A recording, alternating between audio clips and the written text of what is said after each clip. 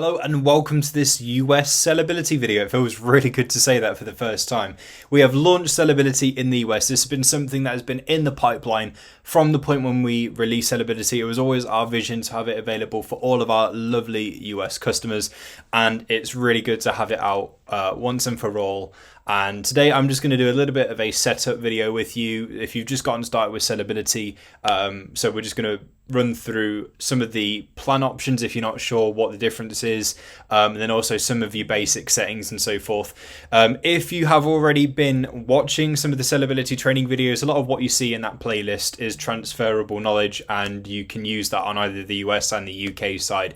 There's only a few differences between them. Obviously the big one is the retailers available to you on the US side, and of course some of the settings. So let's start off by just explaining what Sellerbility is for anyone that isn't sure. So if you can't already see from what's on my screen, it's basically a way to empower your sourcing. Okay, so instead of you spending hours and hours and hours looking through website after website after website, I mean, like you can very easily lose yourself for a couple of hours on just one website alone. And it might be that you end up not finding any deals. So, you know, it's better to know if there are deals, and if so, how many. Or if there's no deals, it's better to know that within minutes rather than spending hours on it, right? So you don't waste a load of time. Sourcing isn't such a headache.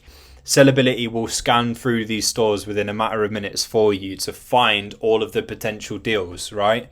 So let me just go through to the pricing now and show you the different plans and explain what the actual difference is. So you'll be glad to know that with all of the plans, you have a 7-day free trial, so you can use Sellerbility and see how it fares for you. And I mean, I'm confident in saying that you will love it. You will find it a massive help towards your sourcing, and there is a massive difference between having it on board and not having it on board when it comes to sourcing. This is stuff that, if you know, years ago when all this kind of software didn't exist, like people back then would have absolutely killed for. So like, it's just amazing that this sort of stuff is around today to make selling on Amazon such a breeze. So there's 3 different plans, and the main difference between them all is basically having VA accounts linked up to them, and also how many scans that can run at any one time. So if you have this plan, you can say queue up 8 stores in Sellerbility for scanning, but only one will scan at a time. If you have this plan in the middle, it will do 3 scans at a time. So that's 3 stores that are actively being scanned by Sellerbility at the same time. If, say, one of those 3 finishes, another one from that queue will then take its place and so forth.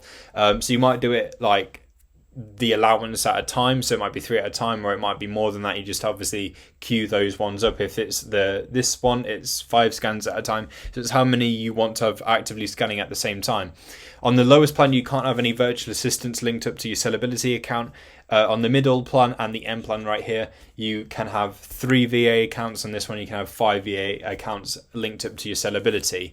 So those are the main differences between them. On all plans, you have access to both UK and US stores. So if you are US and you do a bit of selling and sourcing in the UK, you will have access to all of those marketplaces as well. Or vice versa, if you're watching this and you are UK, you've got access to the US markets as well. So when you come into Sellerbility, you'll be met by a homepage like this one. And then what you need to do is tap on settings. You can do that from here, or you can tap here and choose settings. You can alternate between UK and US by tapping the marketplace right here. You've got a drop down, so you can switch between UK and US. So just head on over to your settings. Now, the first thing I'm just going to show you is the Amazon API management. Now, what you need to do here is link your Sellerbility up to your Amazon Seller Central account. Now, if you do stuff in both the UK and the US, you'll have to link it up on both sides of your Sellerbility account. So you need to link up the US side to the US, the UK side to the UK. So you will have to link it up to your Amazon Seller Central account. And once you've done that, you can basically start scanning with Sellerbility. There's not very much you can do if you don't link up your Amazon Seller Central account, because a lot of the information, such as eligibility and so forth, that comes from your Seller Central, and it's not going to know that if you don't link it up, so therefore scans can't happen.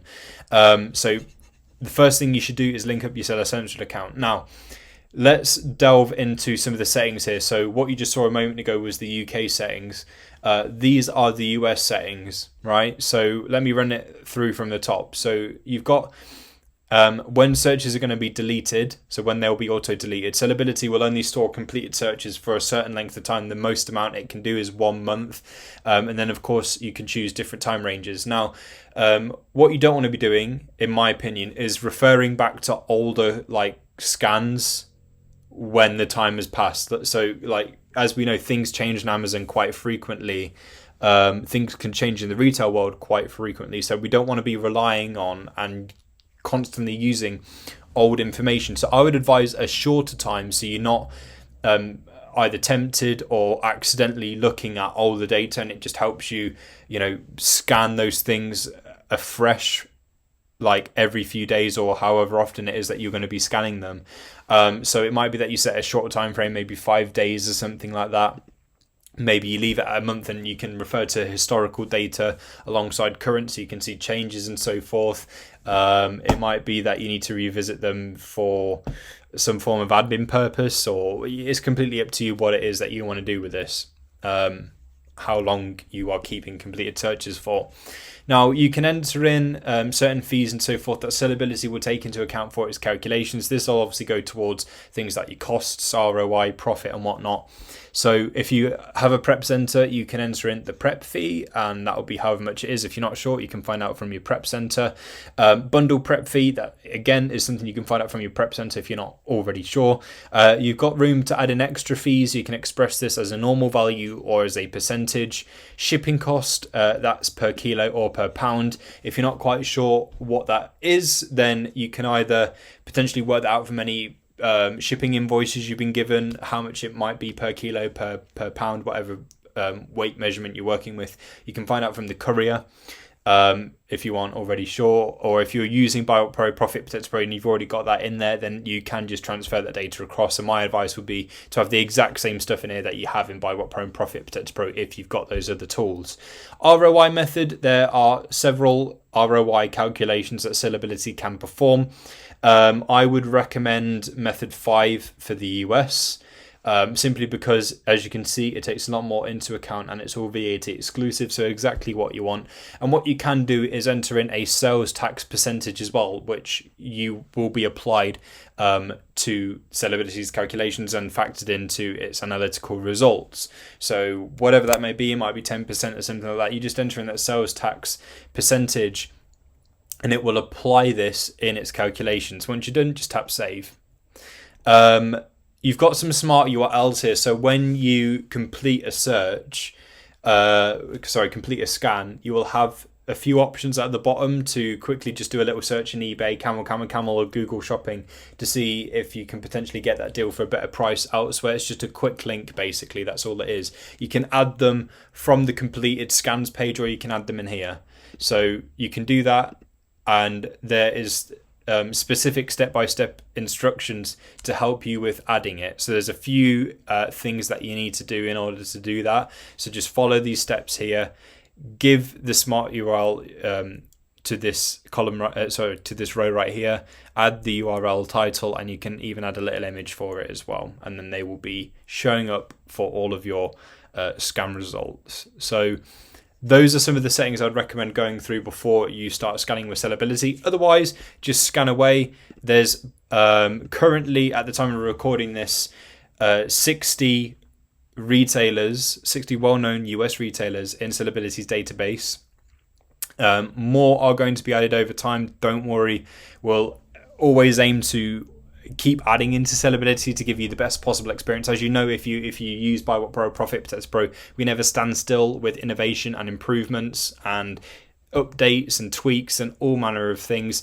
And store-wise, we will always be looking to add more in. So that is how you get started with Sellerbility. Thank you for watching, and I'll catch you soon.